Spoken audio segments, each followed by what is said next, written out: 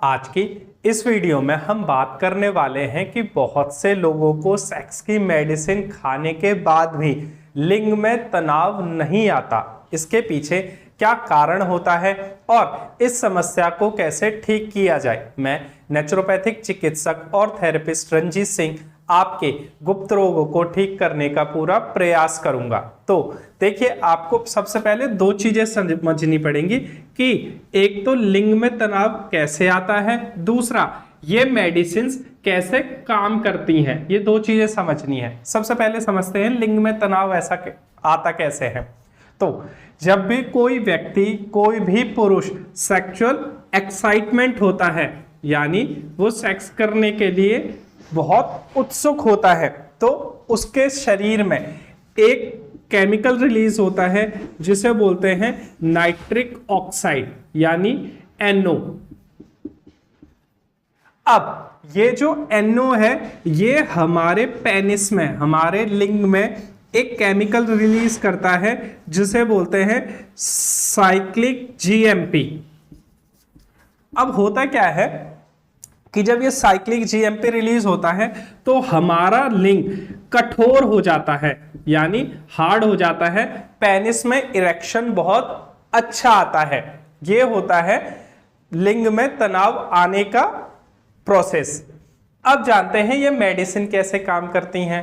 तो बाजार में जितनी भी मेडिसिन है, जैसे वाइग्रा या मैनफोर्स या जो भी और भी सेक्स की दवाई होंगी, वो क्या करती हैं, वो डायरेक्टली आपके इस GMP को बढ़ा देती हैं शरीर में। जैसे ही आप मेडिसिन लेंगे तो साइक्लिक GMP की लेवल को बढ़ा देंगे, जिससे कि व्यक्ति का जो लिंग है वो बहुत कठोर हो जाता है और फिर वो अपनी सेक्सुअल एक्टिविटी या फोरप्ले करने के लिए रेडी होता है।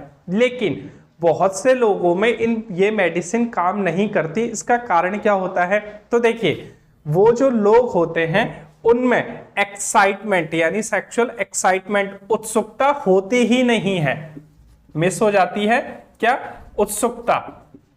तो इसके मिस होने से नाइट्रिक ऑक्साइड बनता ही नहीं है। माने पहले स्टेप में ही गड़बड़ आ गई, अब नाइट्रिक ऑक्साइड सही से नहीं बनेगा। तो जो ये साइक्लिक GMP है, ये दवाई खाने से भी अच्छी तरीके से नहीं बनेगा और लिंग में सेक्स की मेडिसिन खाने के बाद भी तनाव नहीं आता। अब ये जो एक्साइटमेंट है, ये क्यों नहीं आया किसी भी व्यक्ति के दिमाग में या शरीर में? तो इसके पीछे कारण ये होता है कि व्यक्ति अपने बारे में बहुत सोचने लगता है कि मैं फर्स्ट टाइम करने जा रहा हूं सेक्सुअल एक्टिविटी, मैं कर भी पाऊंगा या नहीं कर पाऊंगा। या कभी कभी क्या होता है कि वो जल्दी डिस्चार्ज हो गया तो उसके मन में एक भय बैठ जाता है किसी भी पुरुष के कि अब अगली बार जब मैं करूंगा तो मैं एवरेज टाइम, मतलब जो भी 4, 5, 10 मिनट का टाइम होता है, उसे अचीव कर पाऊंगा या नहीं कर पाऊंगा। या बहुत से लोगों ने बचपन में हस्त मैथुन वगैरह बहुत रफ तरीके से की होती है, जिसकी वजह से जो पेनिस की नसें हैं वो कहीं ना कहीं इंजर्ड हो जाती हैं और उनमें ब्लड का फ्लो रुकने लगता है, जिसकी वजह से हस्त मैथुन का सेक्सुअल एक्टिविटीज पे बुरा प्रभाव पड़ता ही पड़ता है। कोई कितना भी मना कर ले, मेडिकल साइंस कितना भी बोल ले, आयुर्वेद हमेशा कहता है कि हस्त मैथुन का विपरीत प्रभाव या बुरा प्रभाव पड़ना ही पड़ना है। तो ऐसे लोगों में एक्साइटमेंट कम हो जाता है, उन्हें अपने ऊपर कॉन्फिडेंट नहीं हो पाता कि हम सेक्सुअल एक्टिविटी कर पाएंगे या नहीं। और फिर इन सभी केमिकल की कमी के कारण या ये समय पर रिलीज नहीं होते और सेक्स की मेडिसिन खाने के बाद भी लिंग में तनाव नहीं आता।